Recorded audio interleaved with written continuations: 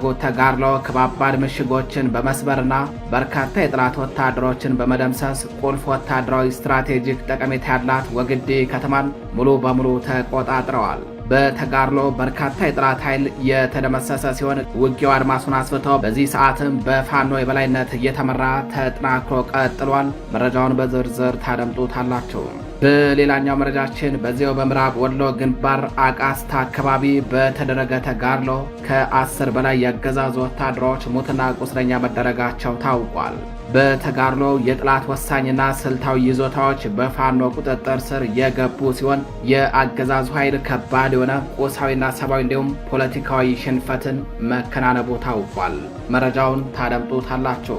በሌላኛው መረጃችን በአይና ቡግና ግንባር ልዩ ቦታው ብርኮ በተባለ አካባቢ ፋኖ በወሰደው የቆረጣ እርምጃ 18 የአገዛዙ ወታደሮችን በመደምሰስ የጠላትን ዕቅድ አምክኖ ድል ተቀዳጀም። በዚህ ጥቃት ከባድ ኪሳራን ያስተናገደው የአገዛዙ ኃይል በተሳሳተ መንገድ መርታችሁ ለጥቃት ዳርጋችሁናል በሚል መንገድ መሪ የነበሩ የሚሊሻ አባላቱን አሰልፈው መረሸኑ ታውቋል። ይኸው የአገዛዙ ኃይል በሽሽት ላይ በነበረበት ወቅት የምግብ እህል ለማስፈጨት ተሸክመው ወደ ወፍጮ ቤት ሲጓዙ በነበሩ ንጹሃኖች ላይ ጥቃት ፈጽሞ አንድ የ14 ዓመት ታዳጊን በአሰቃቂ ሁኔታ ስለመግደሉም ተሰምቷል። መረጃውን ታደምጡታላችሁ። በሌላኛው መረጃችን የአገዛዙ ጦር መፍረክረኩንና ልክ እንደ እምቧይ ካብ እየተናደ ወደ ፋኖ መቀላቀሉን ቀጥሏል። የአብይ አህመድ አገዛዝ የስልጣን ዕድሜውን ለማራዘም የሚጠቀምባቸው የሰራዊት አባላት የህዝብን ትግል ማሸነፍ እንደማይቻል በመረዳት በየግንባሩ እጃቸውን ለፋኖ እየሰጡ ይገኛሉ። ከአየር ወደር ኮማንዶ አባላት ጀምሮ የአድማ ብተናና ፖሊሶች እንዲሁም የሚሊሻ አባላት ብሬንና ስናይፐር እንዲሁም ልዩ የኮማንዶ መሳሪያዎችን ጨምሮ ከነሙሉ ትጥቃቸው የአማራ ፋኖ ብሔራዊ ንቅናቄ ዞችን እየተቀላቀሉ ይገኛሉ። ታደምጡታላችሁ። የተከበራችሁ አድማጭ ተመልካቾቻችን እንደምን አረፈዳችሁ፣ እንደምን ዋላችሁ። ከጣቢያችን እነዚህንና ሌሎች የዛሬ ግንቦት 4 2018 ዓ.ም ዕለታዊ መረጃዎችን አጠናቅረን ይዘናል። አብራችሁን ቆዩ።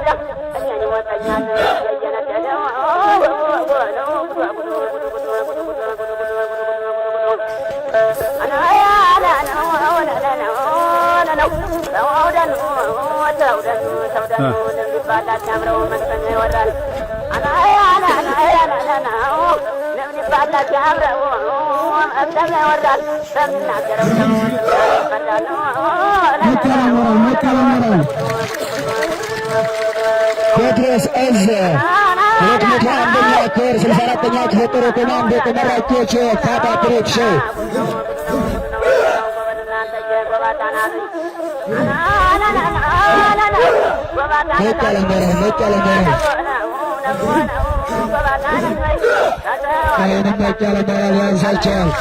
ያንሳቸዋል ያንባል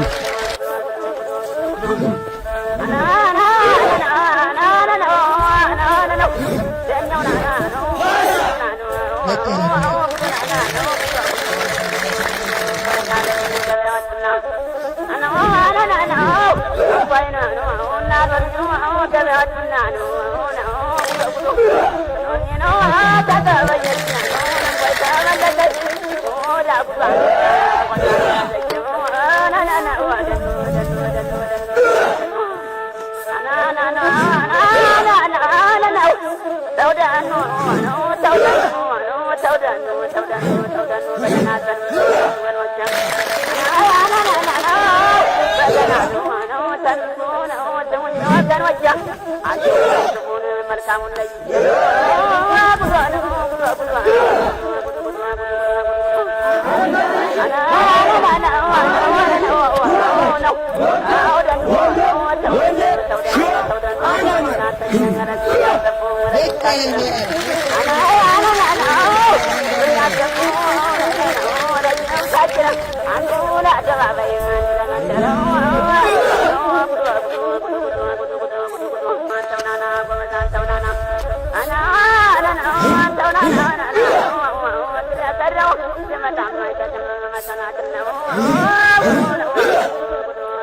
ያምራል ሞቅ ያለ ሞራል አጨብጭቡላቸው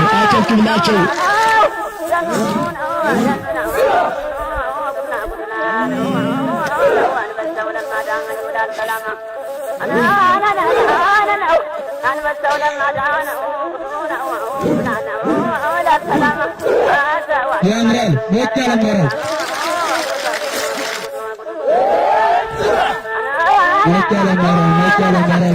የእውነት ያምራል። ራፋኤል ቴዎድሮስ ህዝቡን 101ኛ ኮር 64ኛ ክፍለ ጦር ዳግማዊ ማሰልጠኛ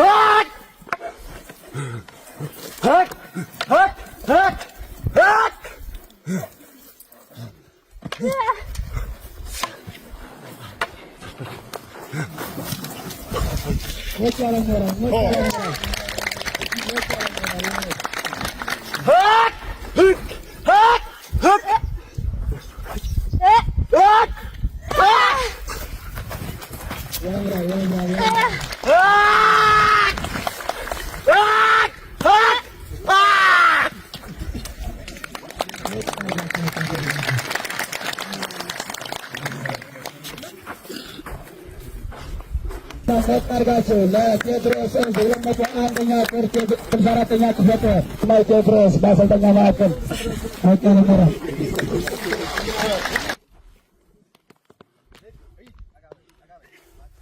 አጨብጭቡላቸው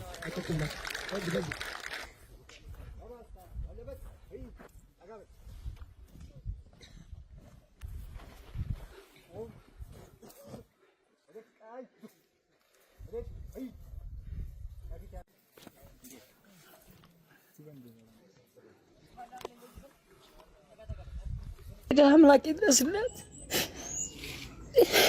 እኔ አላውቅበትም።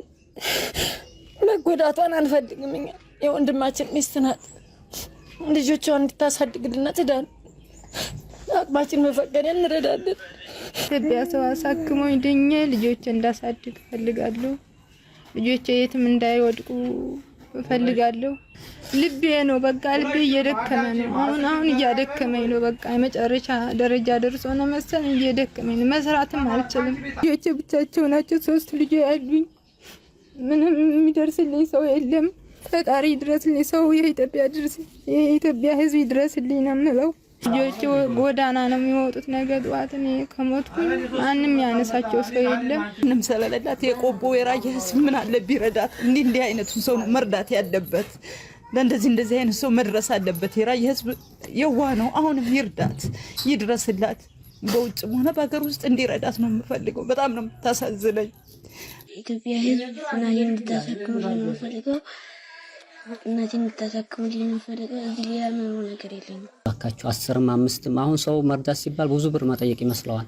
ሁላችንም ትንሽ ስናዋጣ ብዙ ብር ይሆናልና ቶሎ መፍጠን አለብን። ልብ ነው እንግዲህ ደም ሀረጨ የልብ የሰውነት ሞተር ልብ ነውና ቶሎ ብለን እንድረስላት። ለነዚህ ልጆች ስትሉ እባካችሁን በፈጣሪ ሆነባችሁ ሼር ያደረጋችሁ ይሄን ቪዲዮ አጠቃላይ ኢትዮጵያውያን ደርሷቸው ይችናት በቅርብ ቀን እንድትታከም 500 ሺህ ብር ማለት በነገራችን ላይ ከተጋገዝንባት በጣም ትንሽ ነገር ናት።